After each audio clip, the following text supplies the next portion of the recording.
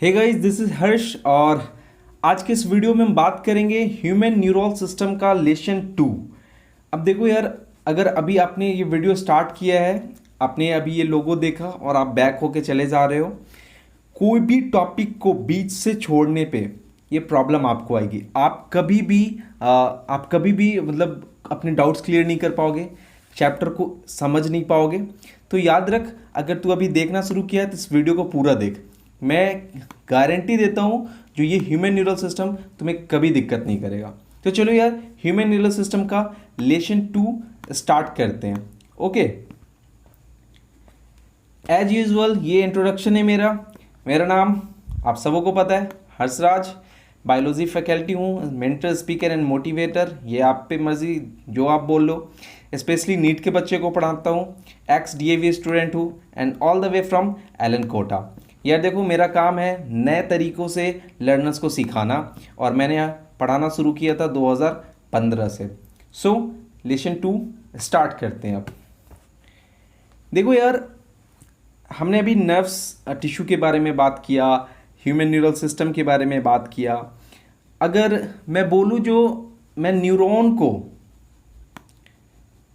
को structural and functional unit बताऊं, कैसा रहेगा? अब मुझे आप बताओ, आप सोचो, जो जैसे ही मैंने आपको ये बोला स्ट्रक्चरल एंड फंक्शनल यूनिट, आपके दिमाग में तुरंत गया होगा जो हमने सेल चैप्टर जब 11th में पढ़ रहे थे, 9th में पढ़ रहे थे, तो पढ़ा था cell is the basic structural and functional unit of life. Same thing यार, देखो नर्व्स टिश्यू जो है, टिश्यू किस चीज़ से बना होगा? तो टिश्यू बना होगा किससे? तो नर्व सेल से बना होगा। तो नर्व भी जो सेल है उसे न्यूरॉन बोलते हैं, और न्यूरॉन भी एक तरह का सेल है, तो उसे क्या बोल सकते हैं? Structural and functional unit. Right, इसमें तो कंफ्यूजन नहीं होगा। अब अगला टॉपिक पे आते हैं। देखो, कहता है नर्व टिश्यू इज एक्टोडर्म। देखो, हमारा जो लेयर होता है वो आप सबों को पता है कैसे होते हैं, मेसोडर्म, एक्टोडर्म। तो वैसे ही नर्व टिश्यू जो होते हैं वो किस लेयर के होते हैं? तो वो एक्टोडर्मल होता है। बट जो एक एक्सेप्शन केस है वो है माइक्रोजीलिया सेल। माइक्रोजीलिया सेल जो होगा वो एक्टोडर्म का बना नहीं होता है। न्यूरॉन को नर्व सेल भी बोलते हैं, ये तो आपको पता ही था। जो न्यूरॉन को क्या बोलते हैं? Nerve cell. अब देखो यार, ये माइक्रोस्कोपिक स्ट्रक्चर है। नॉर्मल सी बात है, सेल है तो माइक्रोस्कोपिक स्ट्रक्चर होना ही है। देखो, बड़ी शिद्दत से मैंने ये डायग्राम बनाया है। आप जाकर क्या करो, इसको जाकर स्क्रीनशॉट ले लो और खुद प्रैक्टिस भी करना, क्योंकि ये बहुत काम की चीज़ है। अब देखो, ये जो बाहरी लाइन आप देख रहे हो यार, ये है हमारा सेल बॉडी, सेल का बाहर का कवर, सेल मेम्ब्रेन जिसे आप बोलते हो, इसमें मैं सेल बॉडी लिखा हूँ। और जो ये एंड देख रहे हो इस नर्व्स का, इस न्यूरॉन का, इसे हम डेंड्राइट बोलेंगे। क्या बोलेंगे यार? डेंड्राइट बोलेंगे। ओके, किसी भी सेल के बीच में जो सेंटर होता है उसे क्या बोलते हैं यार? न्यूक्लियस बोलते हैं। क्लियर? इसमें भी दिक्कत नहीं आनी चाहिए क्या? अभी तक तो दिक्कत नहीं आ रही होगी। अब देखो, चलते हैं आगे। अब ये जो न्यूरॉन है, इसका यहाँ का एंड, ये वाला एंड, समझ रहे हो ना? इसे हम एक्सॉन बोलते हैं। ये जो एक्सॉन है, ये एक एंड है जहाँ से इलेक्ट्रिकल इंपल्स ट्रैवल करना शुरू करता है। उसके बाद ये देख रहे हो 1 2 3 4, ये सब माइलिन शीथ है। क्या है?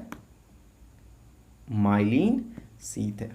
माइलिन शीथ क्या होता है वो अगली डायग्राम में मैं बहुत क्लियर करूँगा आपको, और जब मैं क्लियर करूँगा तो आपका सारा कॉन्सेप्ट ही क्लियर हो जाएगा, आपके सारे डाउट।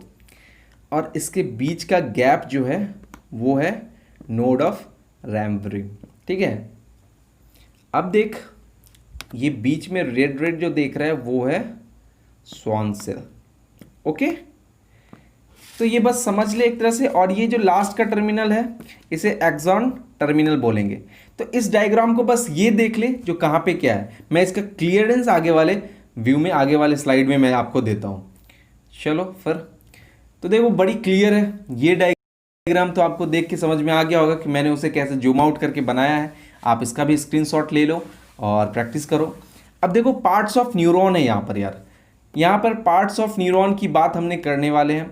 तो जो जो एंड होता है, ये जो एंड होता है इसे हम डेंड्राइट बोलते हैं। मतलब इसका काम होता है रिसेप्टर से मिल जाना या स्पाइनल कॉर्ड और ब्रेन के साथ कनेक्शन में रहना या अगले नर्व सेल के साथ कनेक्टेड रहना। ओके, अब देखो ये जो अंदर का पार्ट्स है ये सारे सेल बॉडी है।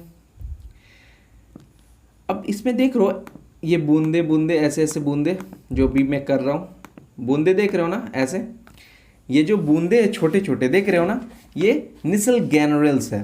निसल गैनुलस क्या होते हैं? अब मैं अगर बोलूँ जो एंडोप्लाज्मिक रेक्टिकुलम जब आपने पढ़ा है और उस पर आपने ये जरूर देखा होगा जो राइबोसोम्स डिपॉजिट हो जाने के बाद वो रफ एंडोप्लाज्मिक रेक्टिकुलम बन जाता है। और रफ एंडोप्लाज्मिक क्यों बनता है? क्योंकि उस पर एक खुरदुरा लेयर बन जाता है। सेम ये उसके टुकड़े हैं, ये राइबोसोम्स के क्या है? टुकड़े, एंडोप्लाज्मिक रेक्टिकुलम के टुकड़े बोल सकते हो। और इसका काम होता है प्रोटीन सिंथेसाइज करने का। इसका काम क्या होता है? प्रोटीन सिंथेसाइज करने का। ओके, अब देखो एक पहले व्यू बनाया है एक बड़ा सा, अब इस बीच वाले टर्मिनल को मैंने एक बड़े से में समझाया है। अब देखो ये हो गया आपका माइलिन शीथ। माइलिन शीथ जो है इसमें अगर ये जो आप कवर देख रहे हो इसका फंक्शन है जो किसी भी इलेक्ट्रिकल इम्पल्स को इधर से उधर ना होने दे, ठीक है। बट इसके भी बीच में एक गैप आता है जिसको नोड ऑफ रैनबरी बोले थे हम, और इसमें से कभी कभी मैसेज क्या होता है? मिसयूज हो जाता है। अब देखो ये जो बाहर की लाइन है यार, ये है न्यूरलीमा। कंफ्यूज मत होना एक चीज से, कहीं भी लीमा वर्ड लगा हो बायोलॉजी में तो समझना ये बाहर की जो भी लेयर है उसके बारे में बात की जा रही है। प्लांट हो, एनिमल हो, कोई भी हो, बाहर की लेयर के बारे में बात की जा रही है। ओके, तो ये था हमारा। उसके बाद आप एक स्वान सेल देख रहे होगे। ये स्वान सेल किसी किसी में डिपॉजिट होते हैं, जो माइक्रोजिलिया की में हमने बात की थी, सेम एज यूजुअल वैसे ही ये डिपॉजिट होते हैं। ओके, तो इसका फंक्शन क्या होता है? तो ये मोस्टली सेल जो होते हैं, ये प्रोबली सेल, ये अपने आप को क्या करते हैं? कंट्रोल में हेल्प करते हैं। किसको हेल्प करते हैं? तो माइलिन शीथ को हेल्प करते हैं, ठीक है। अब देखो नॉर्मल से एक बात समझ लो यार, किसी भी न्यूरॉन के बहुत एक कॉम्प्लीमेंट तो नहीं होंगे, उसमें लाखों करोड़ों हमारे बॉडी में न्यूरॉन्स हैं। हमारी बॉडी में नर्व्स तो क्या है?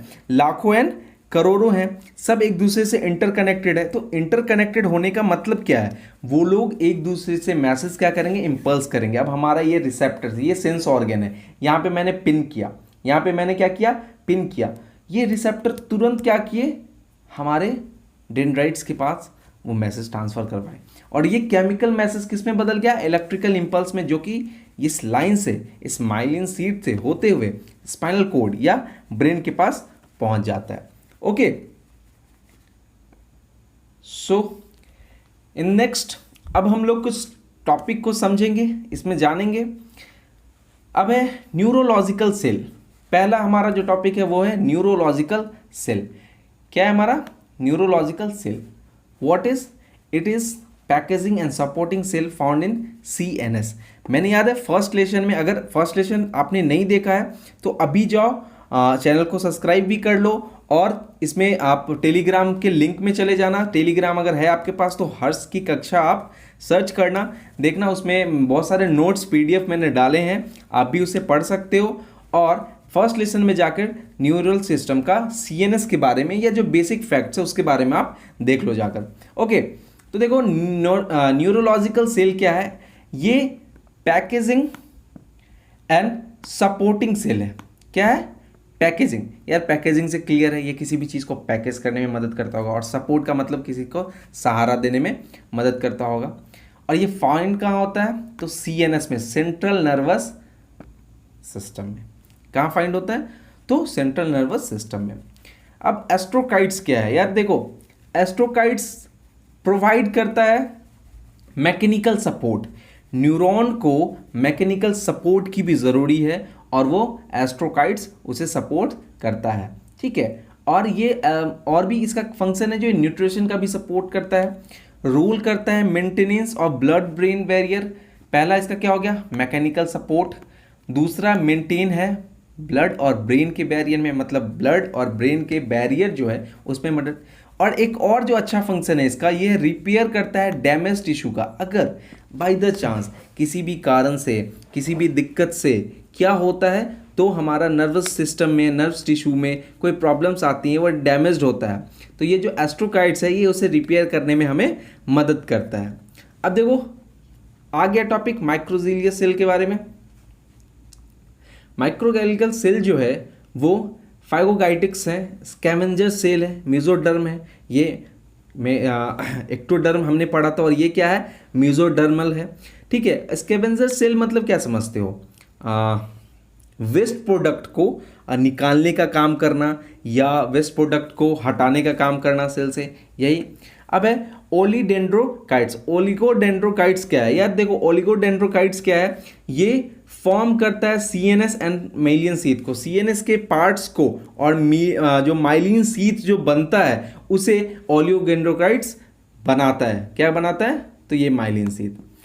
अब देखो पीएनएस में, पेरिफेरल नर्वस सिस्टम में स्वान सेल जो है या न्यूरोलोम्यूकाइट्स रैप अराउंड करता है किसको, एक्सॉन फॉर्मेशन को, और माइलिन शीथ बनाता है। देखो ओलिगोडेंड्रोकाइट्स सीएनएस में क्या बनाया, तो सीएनएस में बनाया क्या आपको, तो सीएनएस में इसने माइलिन शीथ बना दिया।